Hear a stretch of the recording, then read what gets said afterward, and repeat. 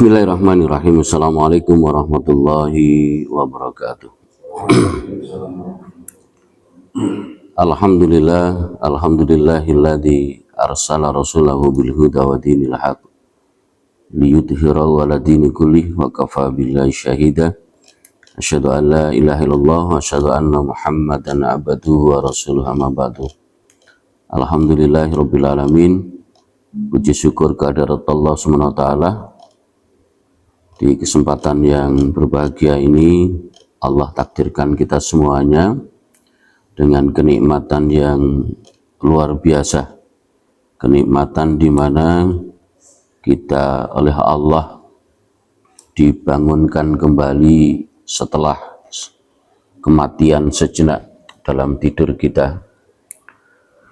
Salawat serta salam mudah-mudahan tetap tercurahkan pada baginda Rasulullah Sallallahu Alaihi Wasallam. Jamaah salat subuh yang dimuliakan oleh Allah, di kesempatan yang berbahagia ini kita akan sama-sama belajar dengan mengambil beberapa dalil hadis maupun Al-Quran yang pagi hari ini kita akan belajar tentang kedahsyatan setelah kematian, gitu ya. Masyiral muslimin, salat subuh ya berjamaah yang dimuliakan oleh Allah. Tabiat manusia itu adalah benci terhadap kematian dan berusaha lari darinya ya. Jadi pada dasarnya secara umum manusia itu benci terhadap kematian dan berupaya untuk menghindari dari kematian, sebagaimana diriwayatkan dari Mahmud bin Labid radhiyallahu anhu bahwa Nabi Shallallahu Alaihi Wasallam bersabda,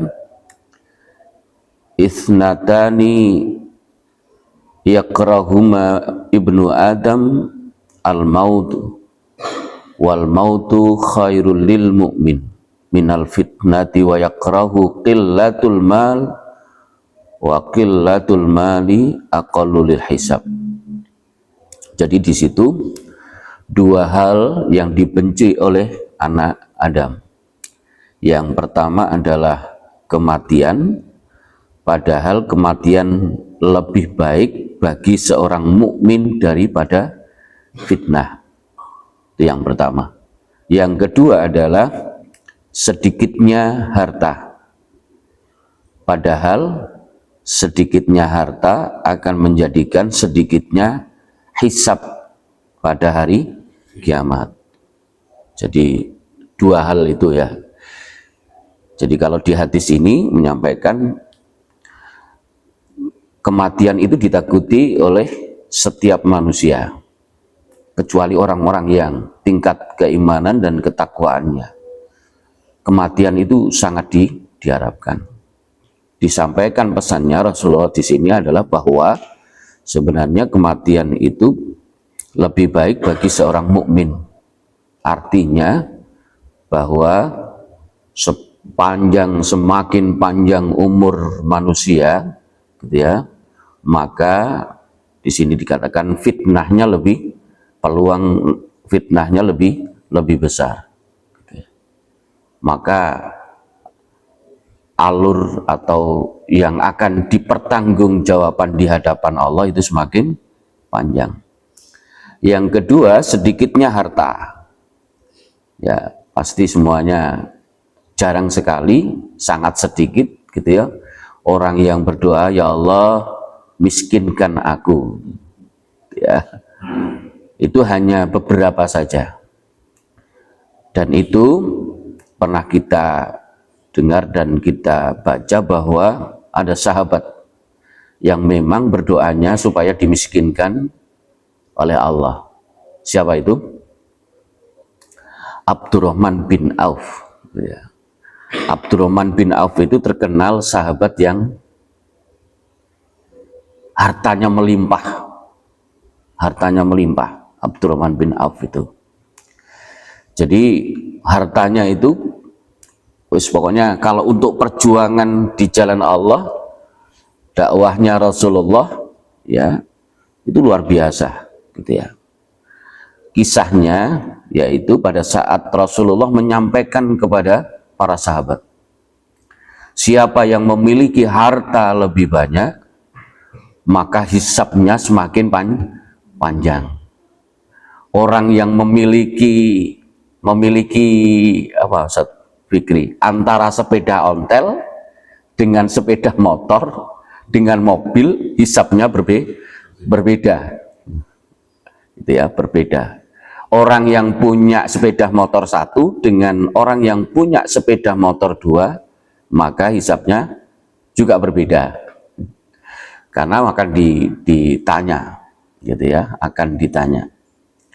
Ini sepeda beli dari mana uangnya, dan untuk dipergunakan untuk apa, gitu ya. Jadi panjang sekali, gitu ya. Jadi itu. Lalu karena fokusnya di kematian, gitu ya. Maka, oh ya, saya lanjutkan tadi ya kisah Abdurrahman bin Auf. Jadi pada saat Rasulullah menyampaikan seperti itu, Abdurrahman bin Auf langsung menangis, gitu ya, menangis bahwa Abdurrahman bin Auf merasa hartanya banyak sekali dan membayangkan bagaimana nanti hisabnya di hadapan Allah. Maka setiap habis sholat doanya adalah doa supaya dimiskinkan oleh Allah. Tapi Allah itu maha kaya dan maha tahu, ya, maha tahu. Pernah untuk menghabiskan uangnya, pernah setelah pada saat pulang dari perang para sahabat yang seharusnya kurma-kurmanya itu sudah dipanen, karena terlambat memanen sehingga kurmanya pada membusuk. Maka ya otomatis kalau buah yang seharusnya bisa dimakan dengan baik pada kondisi baik tidak membusuk, maka di situ ya pasti ya para sahabat, ya para orang yang memiliki kurma pada saat itu kecewa.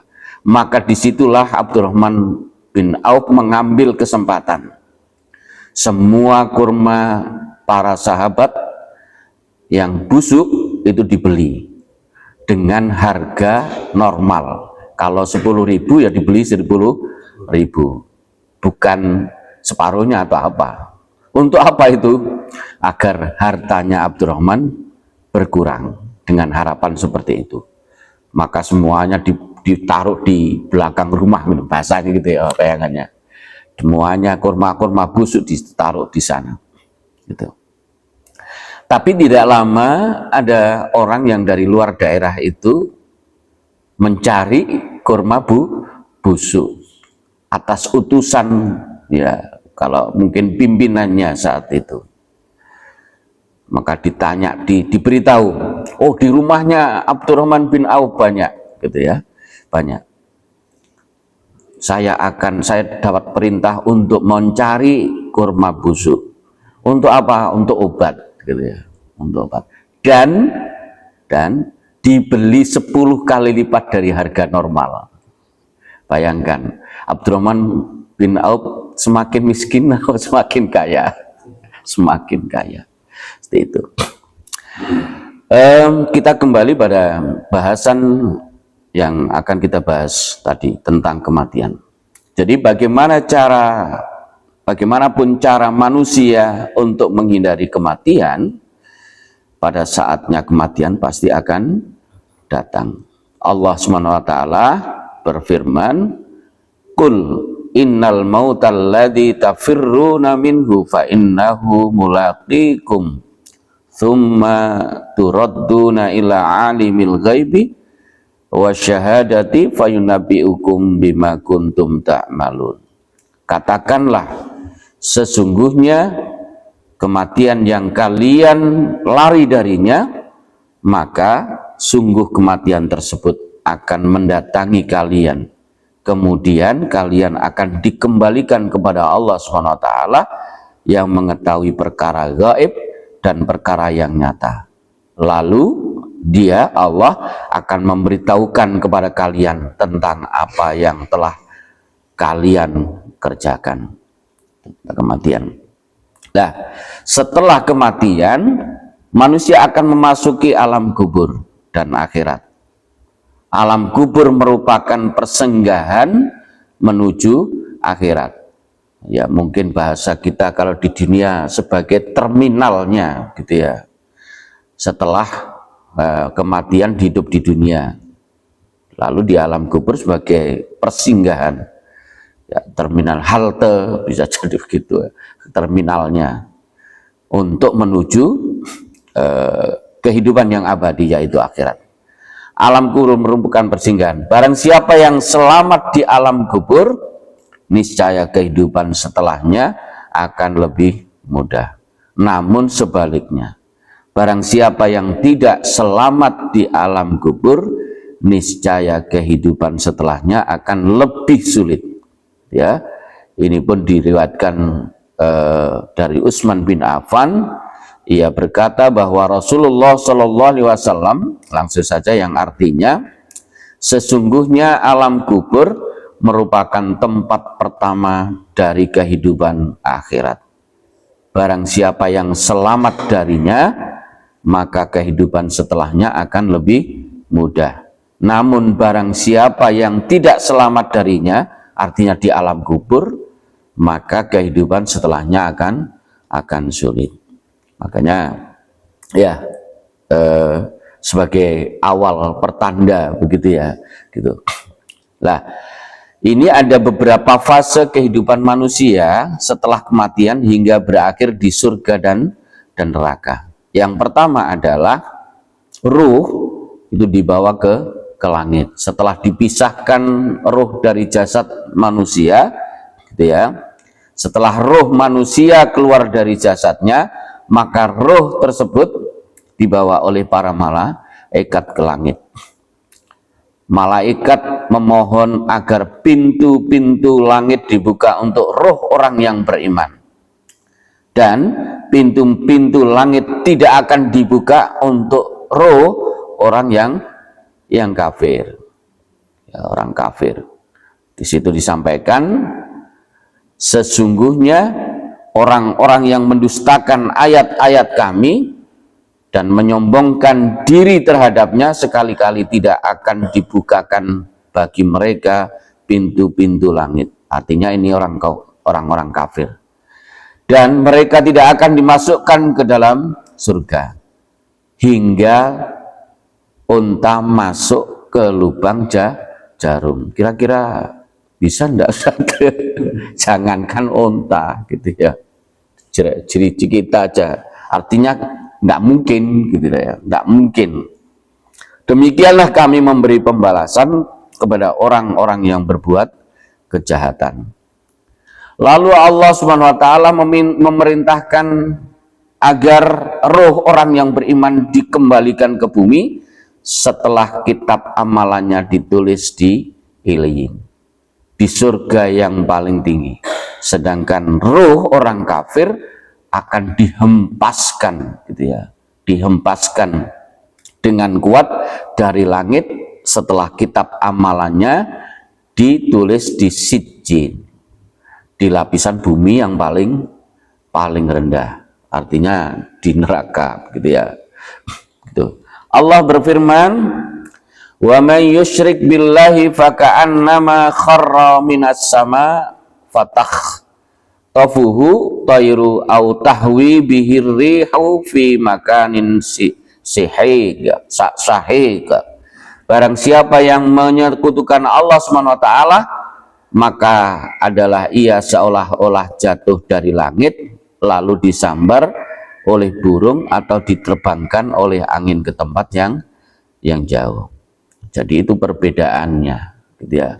Jangankan begitu, proses perpisahnya ruh dari jasad saja antara orang mukmin dengan orang kafir itu berbeda. Jadi ada kalimat yang masih saya ingat ya, sudah lama, mungkin 20 tahunan yang lalu gitu ya. la yakhrujur ruhul mu'min hatta yarahul jannah. Jadi tidak keluar ruhnya seorang mukmin sebelum diperlihatkan surga, gitu ya. Jadi kalau dikisahkan beberapa kisah nanti mungkin bisa dilihat bagaimana